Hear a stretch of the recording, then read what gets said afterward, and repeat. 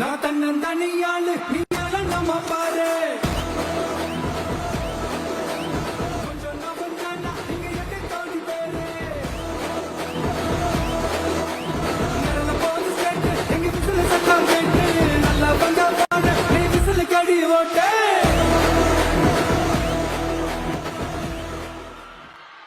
பிறந்து சிறந்த மொழிகளின் மத்தியில் சிறந்தே பிறந்த தாய்மொழியாம் தமிழ் மொழியை வணங்கும் நேரம் இது. அனைவரும் எழுந்து நின்று தமிழ் தாய் வாழ்த்து பாடுவோம். வாருங்கள்.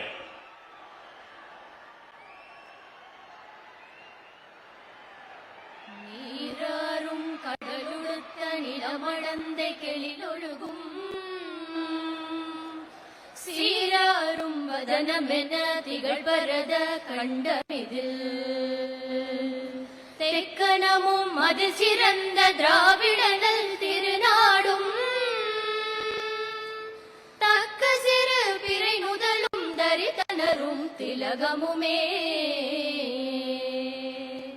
அத்திலக வாசனை போல் அனைத்துலகும் இன்பமுற எத்திசையும் புகழ் மணக்க இருந்த பெரும் தமிழனங்கே தமிழனங்கே உன் சீரிலமை திறம் வியந்து செயல் மறந்து வாழ்த்துதுமே வாழ்த்துதுமே வாழ்த்துதுமே.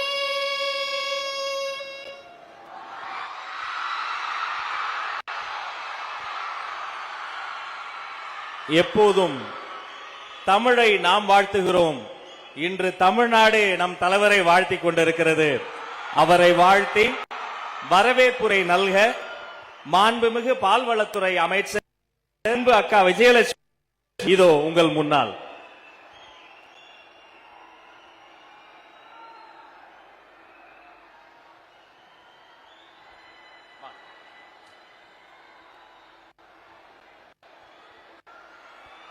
ஐயன் திருவள்ளுவர் சிலையை மாண்புமிகு முதல்வருக்கு பரிசளித்து வரவேற்புரை நல்குகிறார் மாண்புமிகு அமைச்சர்.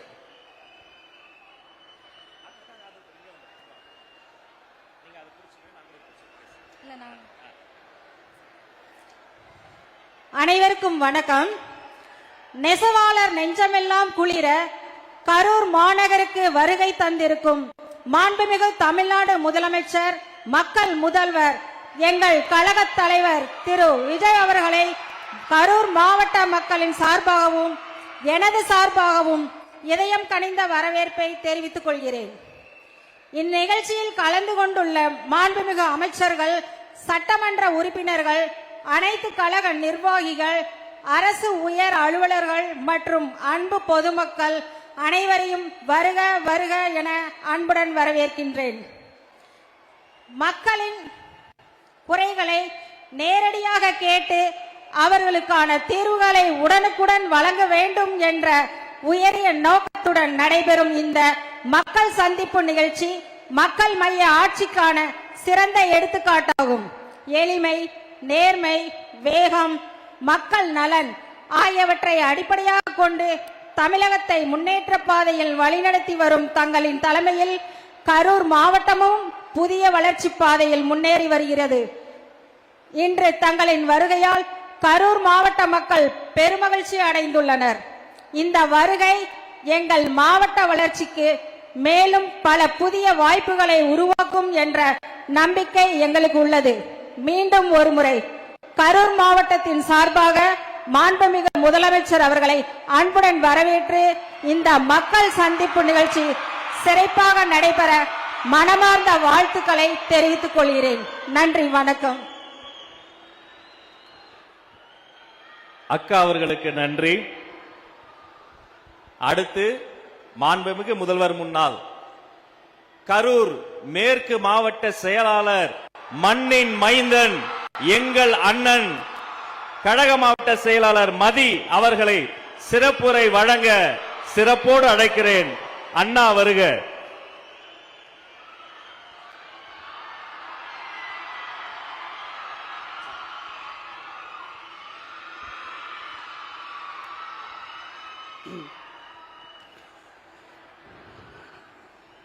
தமிழ்நாட்டில் கடந்த 60-70 ஆண்டு காலமாக ஆண்ட கட்சிகளுக்கு மிகப்பெரிய ஒரு பயத்தை ஏற்படுத்தி, மிகப்பெரிய ஒரு மாற்றத்தை ஏற்படுத்தி, கரூர் மக்கள் மட்டுமல்லாமல் தமிழக மக்கள் முழுவதுமே பாதுகாப்பாகவும் சுதந்திரமாகவும் மகிழ்ச்சியாகவும் வாழ வைத்துக் கொண்டிருக்கும் என் தாய் தந்தை இல்லாமல் போனாலும் என் தாய் தந்தை ஸ்தானத்தில் இருந்து என்னை பாதுகாத்து வழிநடத்திக் கொண்டிருக்கும் கழக தலைவர் மாண்புமிகு முதலமைச்சர் அண்ணன் திரு தளபதி அவர்களை கரூர் மக்கள் சார்பாக வருக வருக என வரவேற்கிறேன். மற்றும் கழக பொதுச் செயலாளர் அண்ணன் ஆனந்த் அவர்களையும் வருக வருக என வரவேற்கிறேன். மற்றும் அமைச்சர் பெருமக்கள், சட்டமன்ற உறுப்பினர் அனைவர்களையும் வருக வருக என வரவேற்று வருகின்ற 5 ஆண்டு காலம் மட்டுமல்லாமல் இன்னும் ஒரு 35 ஆண்டு காலம் கழக தலைவர்கள் தலைமையில் நம் அனைவரும் பாதுகாப்பாகவும் மகிழ்ச்சியாகவும் சிறப்பாகவும் வாழ்வோம் என்பதை உறுதியுடன் கூறிக்கொண்டு வாய்ப்புக்கு நன்றி கூறி விடைபெறுகிறேன். நன்றி, வணக்கம்.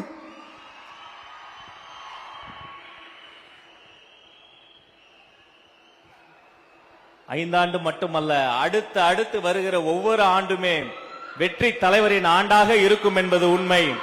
அடுத்து நம்மிடையே சிறப்புரை வழங்க கழகத்தின் கிழக்கு மாவட்ட செயலாளர் அன்பு சகோதரர் பாலா அவர்களை அன்போடு அழைக்கிறேன். வருக.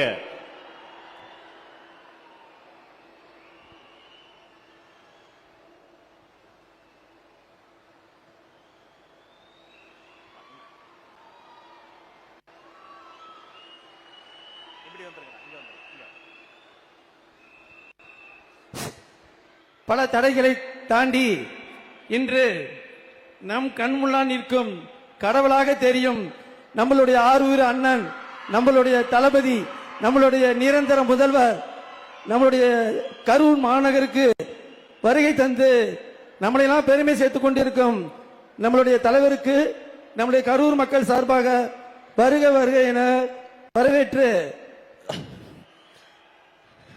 நம்மளுடைய பெண்கள் பாதுகாப்பிற்காகவும் இளைஞர்களோட எதிர்காலத்திற்காகவும் மற்றும் நம்மளுடைய தமிழக அனைத்து மக்களுக்காகவும் உழைக்கிறதுக்காகவே பெரிய உச்சத்தில் இருந்து வந்திருக்கும் நம் தானை தலைவர் அவர்களையும் இவ்வளவு பெரிய நிர்வாகத்தை சுமந்து செல்லும் நம்மளுடைய கழக பொதுச் செயலாளர் அண்ணன் ஆனந்த் அவர்களுக்கும் என் மனமார்ந்த நன்றி தெரிவித்துக் கொண்டு வாய்ப்பு அளித்ததற்கு நன்றி கூறி விடைபெறுகிறேன். நன்றி, வணக்கம்.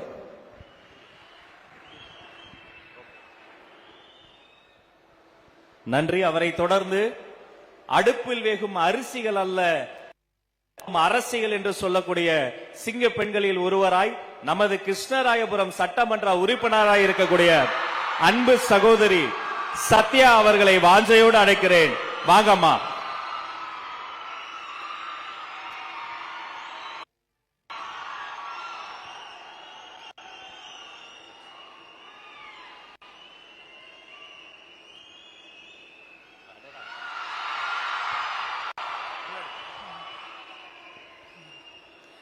என்னை வாழ வைத்த கிருஷ்ணராயபுரம் மற்றும் வஞ்சி மாநகர கரூர் மக்களுக்கும் என்னுடைய முதற்கண் வணக்கத்தையும் நன்றியையும் தெரிவித்துக் கொள்கிறேன்.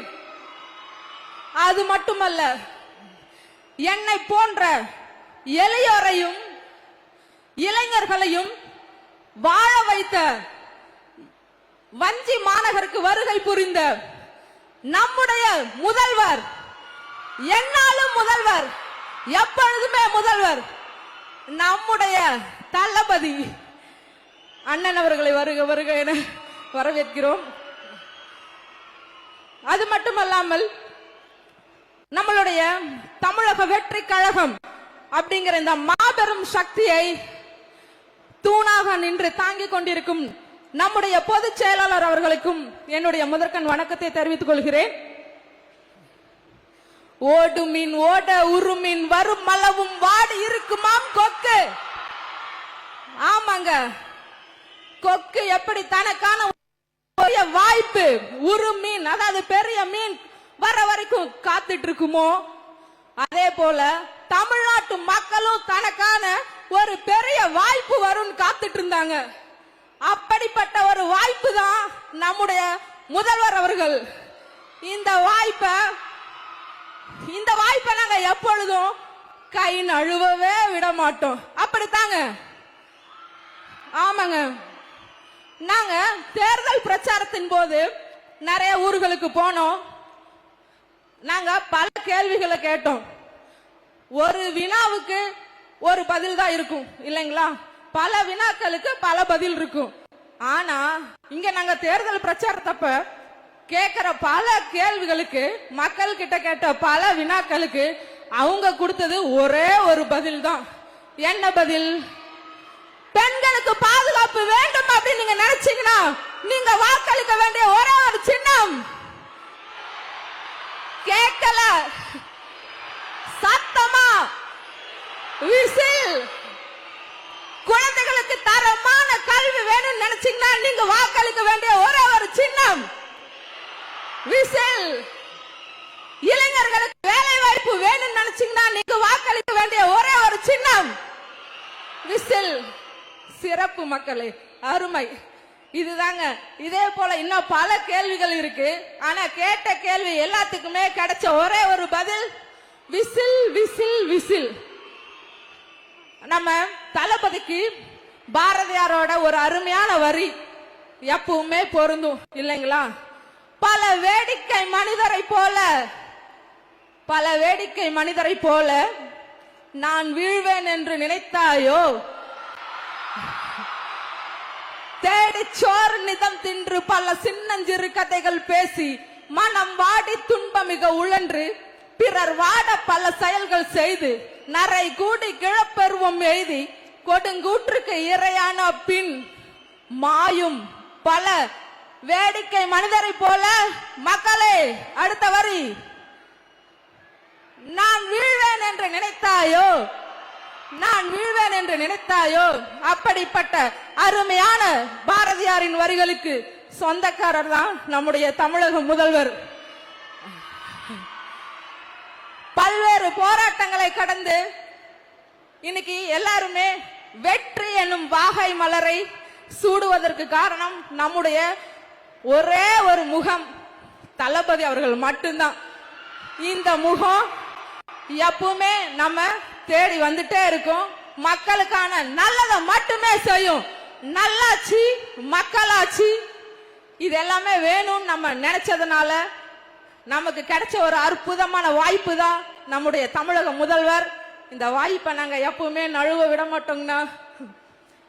எனக்கு இந்த வாய்ப்பளித்த உங்க எல்லாருக்குமே ரொம்ப ரொம்ப நன்றியை தெரிவிச்சுக்கிறேன்.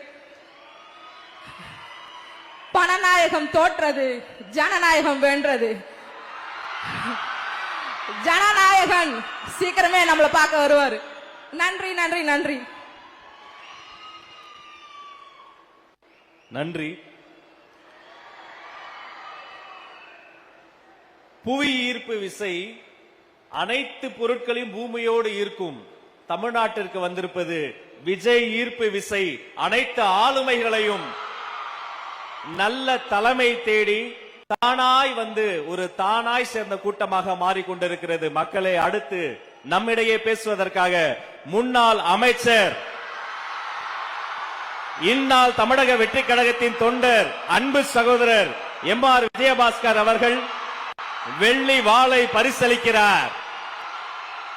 போரில் வென்ற முதல்வருக்கு போர்வாளை பரிசளிக்கிறார். உங்களிடையே இதோ உரையாற்றுகிறார்.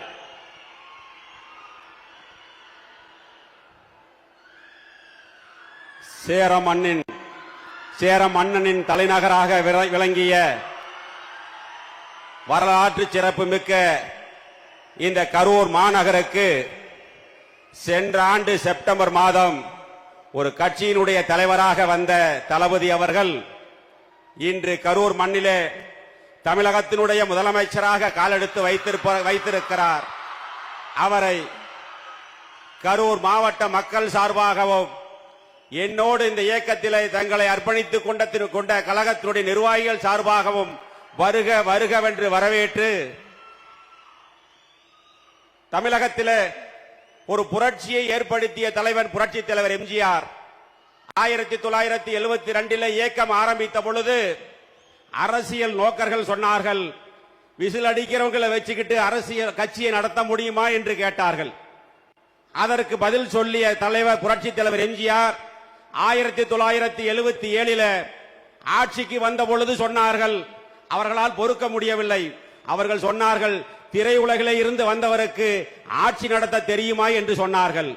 ஆனால் அதே புரட்சி தலைவர் எம்ஜிஆர் தான் இருக்கின்ற வரை 3 முறை தமிழகத்தினுடைய முதலமைச்சராக இருந்து சரித்திர சாதனை படைத்து இந்தியாவையே திரும்பி பார்க்க வைத்த தலைவர்.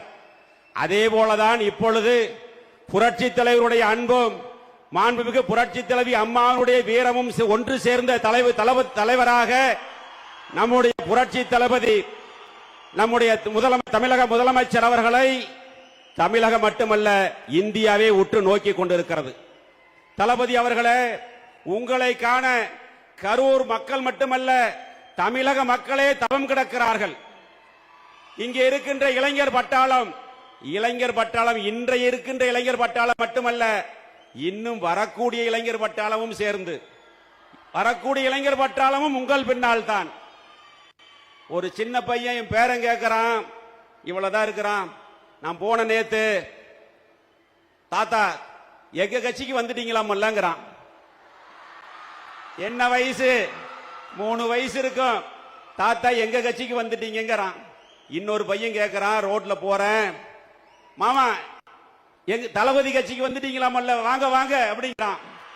அதனாலதான் சொல்றேன், இனிமேல் தளபதி ஆட்சிதான் தமிழகத்தில், என்றுமே தளபதி ஆட்சிதான். அதிமுகவில் அனைத்து இந்திய அண்ணா திராவிட முன்னேற்ற கழகத்தில் மாண்புமிகு இதய தெய்வம் புரட்சி தலைவி அம்மாவுடைய கரத்திற்காக எண்ணற்ற தியாகங்களை செய்திருக்கிறோம். அவரை நிரந்தர கழகத்துடைய நிரந்தர பொதுச் செயலாளர் என்று சொன்னோம். அதே போலதான் இதே மேடையிலே சொல்கிறேன், தமிழகத்தினுடைய நிரந்தர முதலமைச்சர் நம்முடைய தளபதி அவர்கள். இயக்கம் ஆரம்பித்து 2 ஆண்டுகளில் தமிழகம் மட்டுமல்ல இந்தியாவையே திரும்பி பார்த்த வரலாறை படைத்த தலைவர் நம்முடைய தளபதி அவர்கள். அவர்களுக்கு முன்னால் ஆட்சிக்கு வந்திருக்கிறார். ஆனால் இதற்கு முன்னர் ஆட்சியில் இருந்த தீய சக்தி திமுக விடியலை தருகிறேன் என்று சொல்லி அவர்களுக்குத்தான் விடிஞ்சது, தமிழக மக்களுக்கு அல்ல. பணம் மட்டும் இருந்தால் போதும், அதிகாரம் இருந்தால் போதும், ஆட்சிக்கு வந்துவிடலாம் என்று மனக்கணக்கு போட்டவர்களுடைய மனக்கோட்டையை தகர்த்த தலைவன் இந்த நம்முடைய தலைவர் அவர்கள். ஆட்சி அதிகாரத்திற்கும் வேலை இல்லை, பணத்திற்கும் வேலை இல்லை, அன்புக்கு அடிமை என்பதை நிரூபித்த இளைஞர் பட்டாளம் இருக்கிறது. நீங்கள் உத்தரவிடுங்கள், உங்கள் பின்னால் ஒரு எளிய தொண்டனாக உங்கள் பின்னால் இந்த இயக்கத்தை கழகத்தை வலுப்படுத்துவதற்கு இரவு பகல் பாராமல் போராடுவோம். அதில் எந்த மாற்று கருத்தும் கிடையாது. எனவே தமிழகம் என்பது இனிமேல் தளபதி கையில் தான் இருக்கிறது. தளபதி ஆட்சிக்கு வந்திருக்கிறார். நிறைய சவால்கள் இருக்கிறது. போன தீய சக்தி திமுக ஆட்சியில மிகப்பெரிய பொருளாதார நெருக்கடி இருந்தது. குழந்தைகள் பெண்களுக்கான பாதுகாப்பு ஒரு சவாலாக இருக்கிறது. போதைப் பொருள் ஒரு சவாலாக இருக்கிறது. சட்டம் ஒழுங்கு ஒரு சவாலாக இருக்கிறது. இப்பொழுது புதிதாக கர்நாடகாவில் இருந்த காவேரி பிரச்சனை ஒரு சவாலாக இருக்கிறது. இங்கே இருக்கக்கூடிய இளைஞர் பட்டாளத்தினுடைய வேலை வாய்ப்பு ஒரு சவாலாக இருக்கிறது. அத்தனை சவால்களையும் தூளாக்கி தமிழகத்தில் ஒரு தூய ஆட்சியை, ஒரு பாதுகாப்பான ஆட்சியை, எப்பொழுது மக்கள் பெண்கள் சுதந்திரமாக வெளியில நடமாடக்கூடிய ஒரு ஆட்சியை கொடுக்கக்கூடிய தளபதி அவர்கள் பின்னால் தமிழகத்தில் மட்டுமல்ல நம்முடைய கரூர் மாவட்டத்தில் இருக்கக்கூடிய அனைத்து இந்திய அண்ணா திராவிட முன்னேற்ற கழகத்தினுடைய தொண்டர்கள் புறப்பட்டு விட்டார்கள். இனி உங்கள் காலம். நீங்கள் உத்தரவிட்டால் எதுவையும் செய்ய தயாராக இருக்கிறோம். தளபதியினுடைய கரத்தை வலுப்படுத்த உங்கள் உயிரை கொடுத்தாவது அதை செய்து காட்டுவோம் என்று இந்த நேரத்தில் அன்போடு தெரிவித்துக் கொண்டு, இனிமேல் கரூர் மாவட்டம் தளபதியினுடைய கோட்டை என்பதை நாங்கள் நிரூபித்து காட்டுவோம் என்பதை இந்த நேரத்தில் இதோ இருக்கிறீர்களே இளைஞர் பட்டாளம், உங்களுடைய அனுமதியோடு அந்த உத்தரவாதத்தை கொடுத்து தலைவர் முன்னால் ஒரே ஒரு கோரிக்கை இருக்கிறது, அதை மட்டும் சொல்லிவிடுகிறேன். சென்ற திமுக தீய ஆட்சி காலத்தில் அறநிலையத்துறை என்று ஒரு துறை இருந்தது. அதற்கு ஒரு அமைச்சர் இருந்தார். அவருக்கு அமைச்சர் இருந்தார். முன்னாள் பெருந்தலைவர் காமராஜர் ஆட்சி காலத்தில் 1963 to 66 ஆட்சி காலத்தில் இனாம் ஒழிப்பு சட்டம் என்று ஒரு சட்டம் கொண்டு வந்து அந்த கோயில் இனாம் நிலங்களை உழுதவர்களுக்கு குடியிருப்பவர்களுக்கு பட்டா போட்டு கொடுத்தார். கிட்டத்தட்ட 50, 60, 70 ஆண்டு காலத்திற்கு பிறகு இந்த தீய சக்தி திமுக ஆட்சி காலத்தில் அமைச்சராக இருந்தவரும் சரி, அந்த முதலமைச்சரும் சரி, சொந்த மண்ணிலேயே அவர்களை அகதிகளாக்கி கொண்டிருக்கிறார்கள். அதுவும் குறிப்பாக கரூர் மாவட்டத்தில் அவர்களுடைய வீடுகளை சீல் வைப்பது, காலி செய்வது, அவர்களுடைய நிலங்களை அபகரிப்பது என்ற நிகழ்வு நடந்து கொண்டிருக்கிறது. இது கரூருக்கு மட்டுமல்ல, கரூரில் தான் அதிகமாக நடக்கிறது. இது தமிழ்நாட்டுக்கான ஒரு பிரச்சனை. இந்த பிரச்சனையை மாண்புமிகு தமிழக முதலமைச்சர் தளபதி அவர்கள் தனி கவனம் எடுத்து அந்த பிரச்சனையை தீர்த்து வைத்தால் தமிழகத்தில் இருக்கக்கூடிய ஏழை எளிய மக்கள், கோவில் இனாம் நிலங்களே குடியிருக்கக்கூடிய ஏழை எளிய மக்கள், அதிலே விவசாயம் செய்து தனது வாழ்வாதாரத்தை நடத்தி கொண்டிருக்கக்கூடிய லட்சக்கணக்கான மக்கள் வாழ்நாள் முழுவதும் உங்களுக்கு கடன்பட்டு இருப்பார்கள் என்று சொல்லி அதை மட்டும் செய்து கொடுக்க வேண்டும் என்ற கோரிக்கையை வைத்து உங்கள் முன் இன்று இயக்கத்திலே நாங்கள் இணைந்ததை நான் பெருமையாக நினைத்துக் கொள்கிறேன். வெளியில 1000 சொல்லலாம், நான் நெகிழ்ந்து போனேன். இயக்கத்திலே நானும் புதுக்கோட்டை விஜயபாஸ்கர் 2 பேர் விஜயபாஸ்கர் ஸ்கொயர்னு சொன்னாங்க, போய் இயக்கத்தில் இணைந்தோம். அடுத்த நாள் தளபதி அவர்களை பார்ப்பதற்கு ஒரு வாய்ப்பு கிடைத்தது. மேடையிலே சென்று 2 மணி நேரம் சால்வை அணிவித்து ஒவ்வொருவருக்கும் 4 போட்டோ எடுத்தார். நான் பார்த்ததே கிடையாது. அவ்வளவு அமைதியாக நம் சொல்வதை கேட்டு அதற்கு பதில் சொல்லி, நான் நேரில் கேள்விப்பட்டதுக்கு நேரில் பார்க்கறதுக்கு உடம்பெல்லாம் சிலுக்கிற மாதிரியான ஒரு நிகழ்வு நடந்தது. அது மட்டுமல்ல, 2வது முறை ஒரு போட்டோ எடுக்க வாய்ப்பு கிடைத்தது. ஒன்னே ஒன்னு ஒரு ஆசைப்பட்டேன், சார் என் தோல்ல கை போட்டு ஒரு போட்டோ வேணும்னு கேட்டேன். உடனடியாக அதை செய்து கொடுத்தார். உண்மையிலேயே நான் அதை கனவான் நினைவா என்று எண்ணி பார்க்கின்ற அளவிற்கு அவ்வளவு பாசத்தோடும் பரிவோடும் நடந்து கொண்ட தளபதி அவர்கள் பணத்தாலும் அதிகாரத்தாலும் மக்கள் மனதை வெல்ல முடியாது, பாசத்தால் வெல்லலாம் என்பதை நிரூபித்து காட்டிய நம்முடைய தளபதி அவர்களுடைய ஆட்சி சிறக்க வேண்டும்.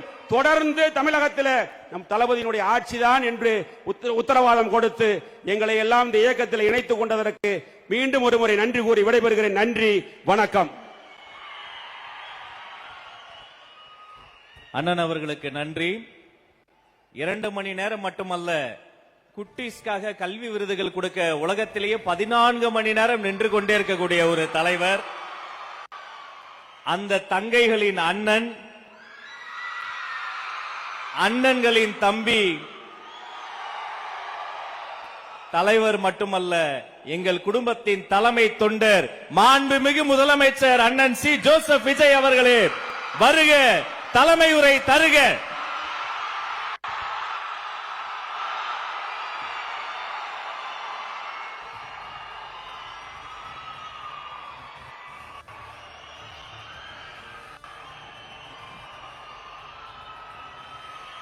என் நெஞ்சில் குடியிருக்கும்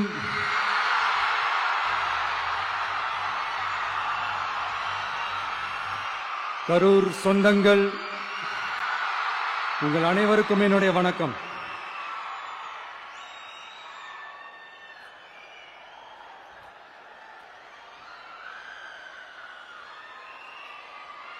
ஒரு மனுஷன் லைஃப்ல எவ்வளவு பெரிய ஒரு உயரத்துக்கு போனாலும் மனசளவுல சில வலிகள், காயங்கள், அதை மறக்க முடியாது இல்லையா? எல்லார் லைஃப்லயும் அப்படிதான், நமக்கும் அப்படிதான்.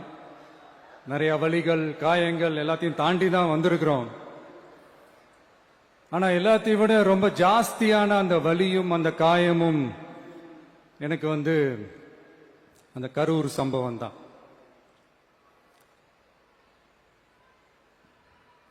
மக்களை சந்திக்கிறதுக்காக, மக்களை சந்திக்கணும், மக்கள் பிரச்சனைகளை எடுத்து பேசணும்.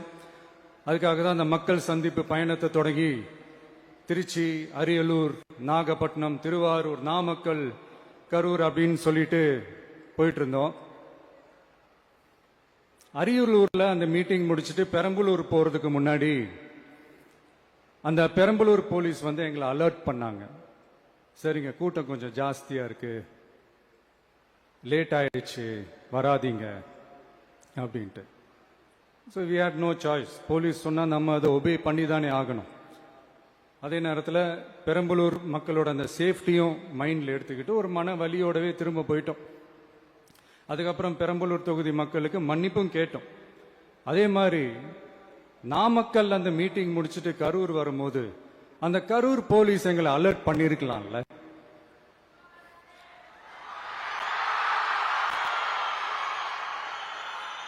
இல்ல சார், இங்க எதிர்பார்த்ததை விட கொஞ்சம் கூட்டம் அதிகமா இருக்கு, கண்ட்ரோல் பண்ண முடியல, வராதீங்க.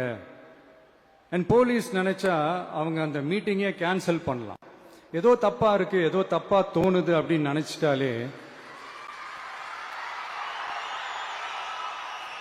they have all the rights to cancel the meeting. எங்ககிட்ட கேட்கணும்லாம் ஒன்றும் அவசியமே கிடையாது. ஆனா அதையெல்லாம் எதுவுமே செய்யாம அந்த ஹைவேல இருந்து அந்த ஸ்பாட்டுக்கு போலீஸே எங்களை உள்ள கூட்டிட்டு வந்து விட்டு அந்த நாடகம்லாம் இருக்கு பாருங்க.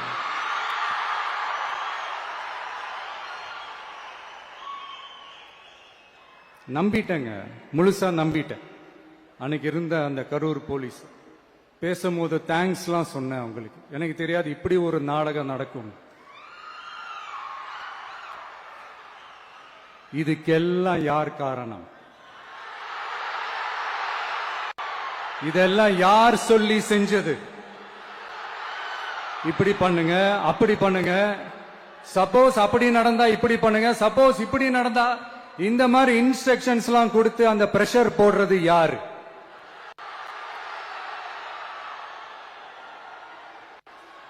அந்த சம்பவத்துல நம்ம யாரெல்லாம் இழந்திருக்கோம் தெரியுமா? ஒரு டிவியில என் படமோ பாட்டோ வந்துச்சுன்னா, அம்மா விஜய் மாமா, அம்மா விஜய் மாமா அப்படின்னு சொல்லி அவங்க அம்மா கிட்ட சிரிச்சுக்கிட்டு அந்த டிவி ஸ்கிரீனை போய் தொட்டு முத்தம் கொடுத்துக்கிட்டு என் அக்கா தங்கச்சிங்களோட தங்க பிள்ளைகளை இழந்திருக்கோம்யா. மழலை கூட சரியா வராதப்போ ஒரு பேப்பர் மேகசின்ல என் போட்டோவை பார்த்தா அது சிரிச்சுக்கிட்டு அந்த கள்ளங்கபடம் இல்லாத அந்த சிரிப்பு, அந்த கடவுள் மாதிரி இருக்கிற அந்த பச்சை பிள்ளைங்களை இழந்திருக்கோம்யா. என் அக்கா தங்கச்சி அண்ணன் தம்பி குடும்ப உறவுகளை இழந்து அந்த வலியோட இருக்கிற என்ன நீங்க ஏளனமா பேசுறீங்களா? என் மேல பழிய தூக்கி போடுறீங்களா? இப்படி ஒரு சம்பவம் நடந்துருச்சு. இது ஏன், எதனால, அதுக்கான பின்னணி என்னன்ட்டு அந்த வலியோட வீட்டுல உட்கார்ந்துட்டு இருக்கிற ஓடி ஒளிஞ்சிட்டான் வர சொல்றீங்களா? வாயின்னு முன்ன இருந்தா என்ன வேணாலும் பேசுவீங்களா?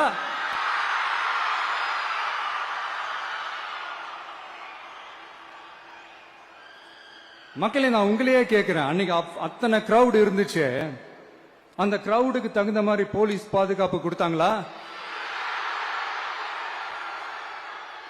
இந்த இடத்தை எடுத்துக்க சொல்லி நாங்க தான் சொன்னோம்னு ஒரு போலீஸ் ஆபீசர் பேட்டி கொடுக்கிறாரு. அதுக்கு என்ன அர்த்தம்? இவ்வளவு வலி, இவ்வளவு காயங்கள் கொடுத்துட்டு பழிய தூக்கி நம்ம மேல போட்டுட்டு அதுல ஒரு அரசியல் ஆதாயம் தேடுறீங்களேயா? இதுல வாய் கூசாம சட்டசபையில ஸ்டாலின் சார் நம்ம மேல திருப்பி விட்டு அங்க ஒரு அரசியல் செய்யறாரு. அதுக்கு என்ன அர்த்தம்? நமக்காக வந்திருக்கிற மக்களை காக்க வைக்கிறதுக்கு நான் ஒன்னும் ஆதாயம் தேடுற அரசியல்வாதி எல்லாம் கிடையாது. மக்களுக்காக அரசியலுக்கு வந்தவன் இந்த விஜய். எனக்காக எல்லாமும் கொடுத்த என் மக்களுக்காக எல்லாத்தையும் விட்டுட்டு மக்களுக்காக மட்டுமே அரசியலுக்கு வந்தவன் இந்த விஜய்.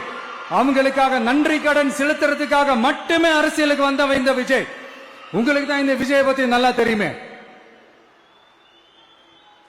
ஆனா நம்ம எல்லாருக்குமே இத்தனை வலிகள் காயங்கள் கொடுத்தவங்களுக்கு இந்த 2026 தேர்தலில் தக்க பதிலடி கொடுத்துட்டீங்க. ஆனா அது மட்டுமே பத்தாது மக்களே, அது மட்டுமே பத்தாது. காலகாலத்துக்கும் எழுந்திருக்கவே முடியாத அளவுக்கு நிரந்தரமான ஒரு பதிலடியை நீங்க கொடுத்துக்கிட்டே இருக்கணும்.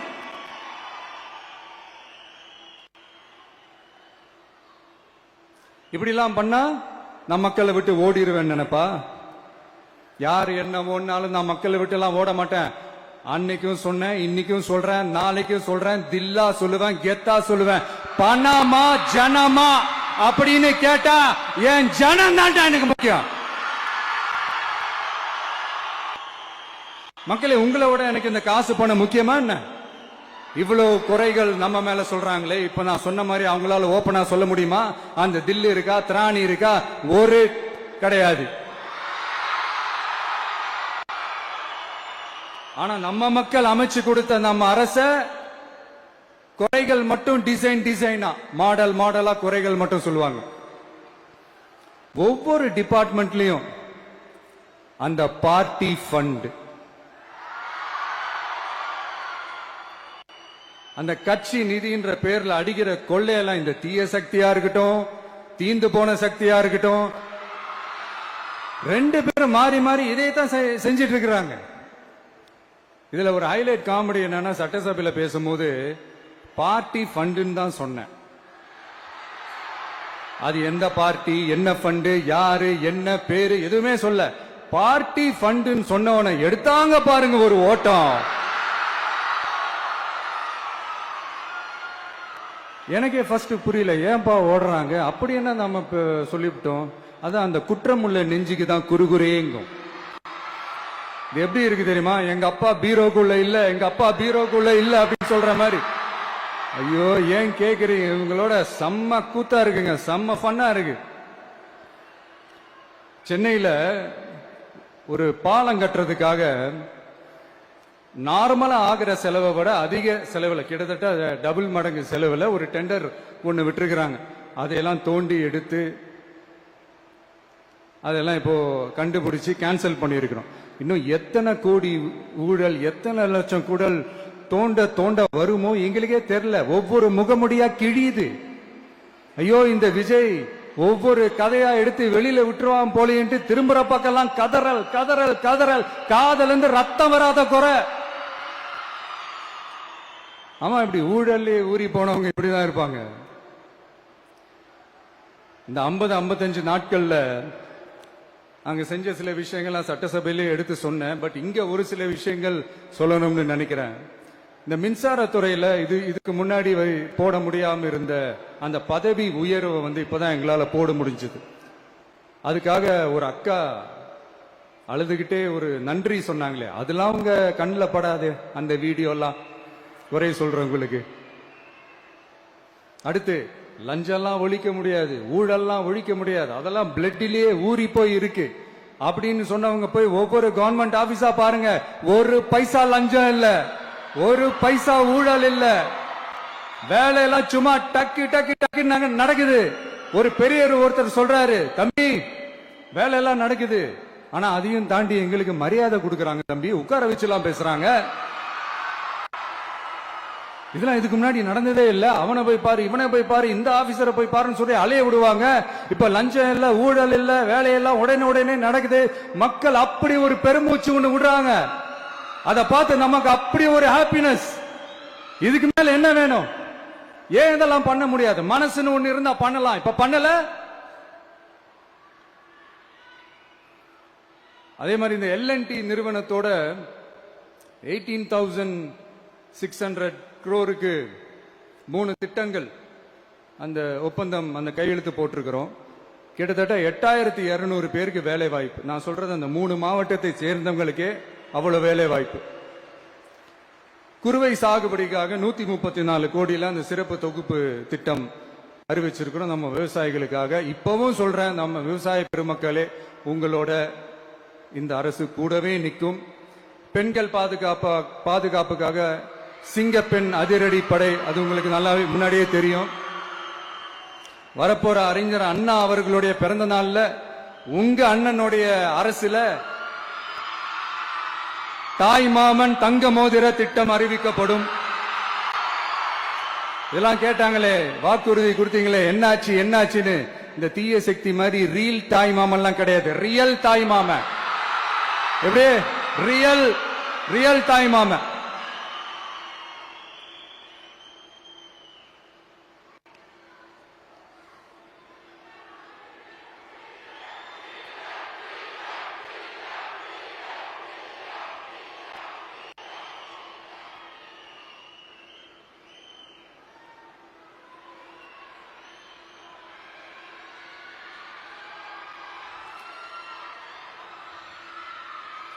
இந்த தீய சக்தியை பத்தி அவங்க நிர்வாகத்தை பத்தி ஒரு வெள்ளை அறிக்கை ஒன்று வெளியிட்டோம்ல, அது ஷார்ட் அண்ட் ஸ்வீட்டா சொல்லணும்னா, ஒரு ஓட்ட பாத்திரத்துக்குள்ள தண்ணி ஊத்திக்கிட்டே இருந்திருக்கிறாங்க.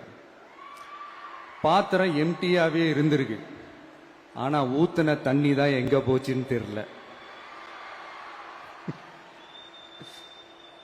கடவுளுக்கு தான் வெளிச்சம்.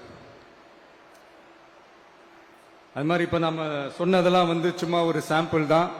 இன்னும் வரப்போற நாட்கள்ல உங்க அரசனுடைய அந்த விஸ்வரூபத்தை நீங்க பாப்பீங்க. அடுத்து வாயத் தொடங்க சிஎம்.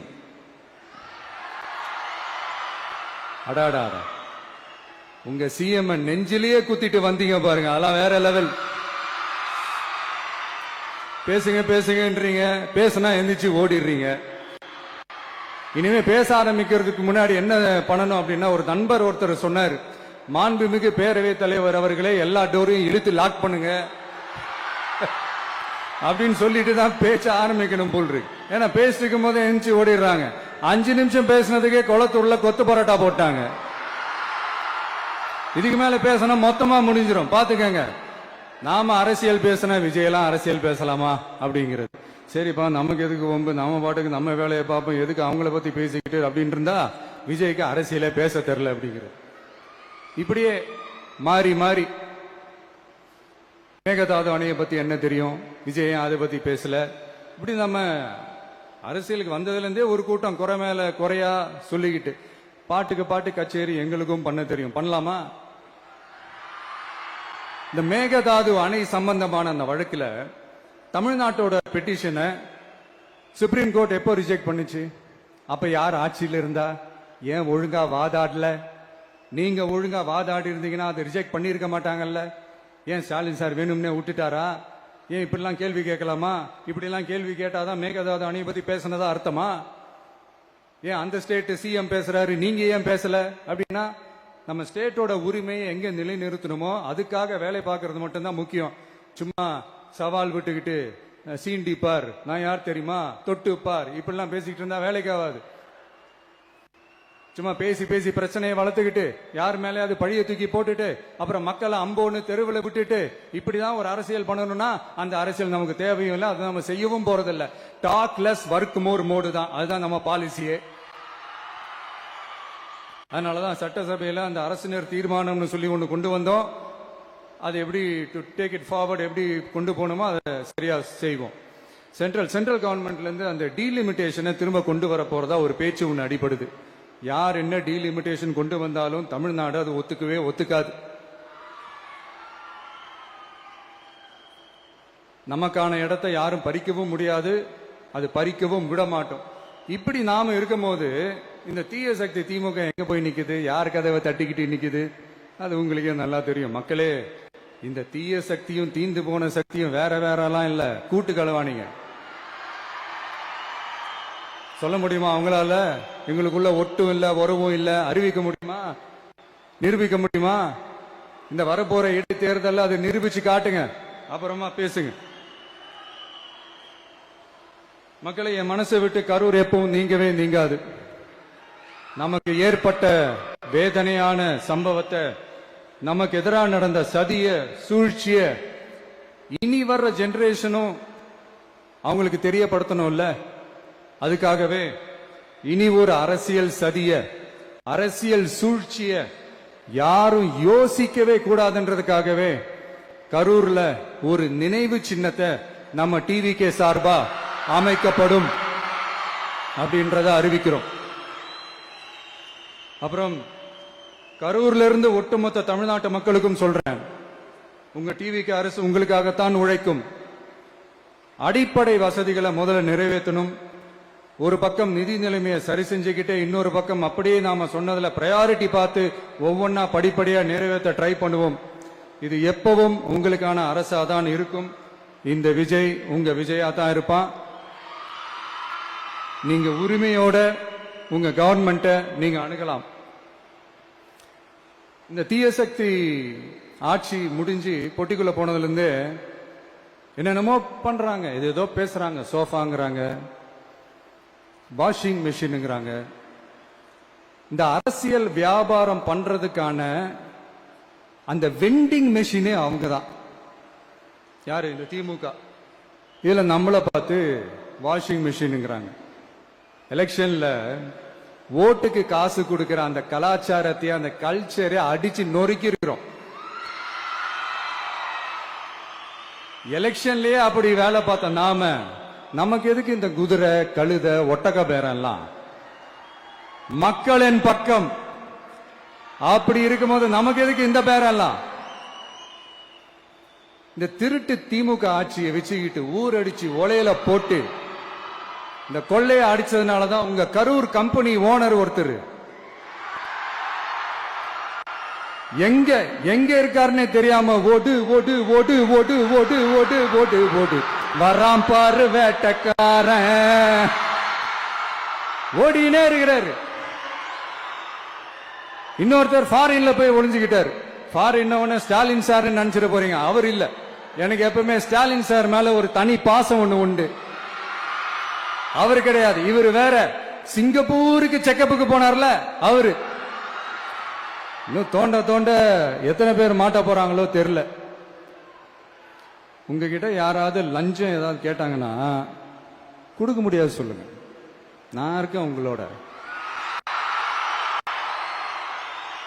அப்படியே யாராவது ஃபோர்ஸ் பண்ணாங்கன்னா இது எங்க மகன், எங்க புள்ள, எங்க அண்ணன், எங்க தம்பி, எங்க விஜய், எங்க விஜயோட ஆட்சின்னு ஸ்ட்ராங்கா சொல்லுங்க. மக்களே, நீங்க கூட இருக்கும் போது லஞ்ச ஊழல் மட்டும் இல்ல, அதிகாரத்தை வச்சு ஆட்டம் போடுற யாரா இருந்தாலும் அடங்கிடுவாங்க. இந்த கடமை, கண்ணியம், கட்டுப்பாடுன்ட்டு ஒரு காலத்துல கொள்கையோடு இருந்த கட்சியெல்லாம் இன்னைக்கு எப்படி இருக்கான்னு உங்களுக்கே தெரியும்.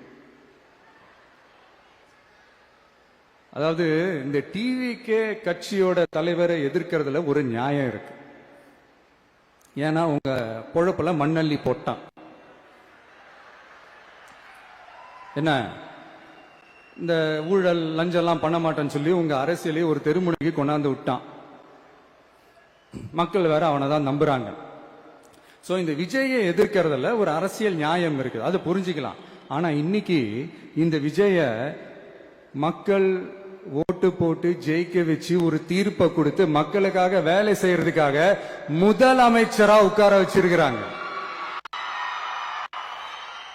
என்னமோ இன்னமும் நீங்க தான் ஆட்சியில் இருக்கிற மாதிரி விஜய் கரூருக்கெல்லாம் போக கூடாது, விஜய் இங்க போக கூடாது, அது செய்யக்கூடாது, இது செய்யக்கூடாதுன்னு எனக்கு புரியலையே.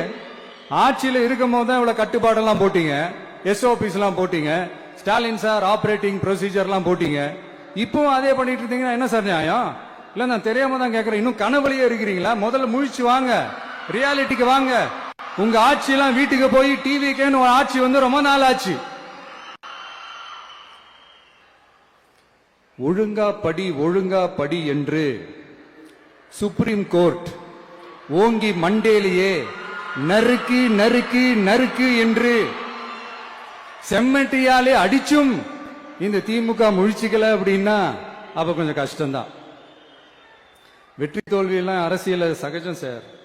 அதுக்காகலாம் வெறி பிடிச்சி இந்த பதவி வெறி பிடிச்செல்லாம் அலைய தேவையில்லை. நல்ல விதமாவே சொல்றேன், நியாயமான அரசியல் பண்ணுங்க. ஓ, அதுதான் உங்களுக்கு தெரியாதுல்ல. இந்த தீய சக்தி திருத்தவும் முடியாது, அவங்களா திருந்துவாங்கன்னு பார்த்தா அதுவும் நடக்க போறதில்ல. அதனால வரப்போற இடைத்தேர்தல மக்களே இந்த தீய சக்தி திமுகவை நல்லா வெச்சு வெளுத்து விடுங்க. கான்பிடண்டா இருங்க மக்களே, நல்லதே நடக்கும், வெற்றி நிச்சயம். மீண்டும் சந்திக்கும் வரை நன்றி, வணக்கம்.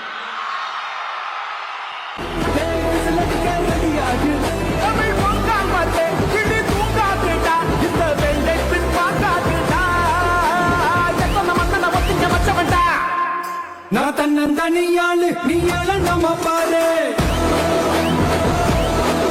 தோடி பேரு எங்க விசில சத்தம் கேட்டு நல்லா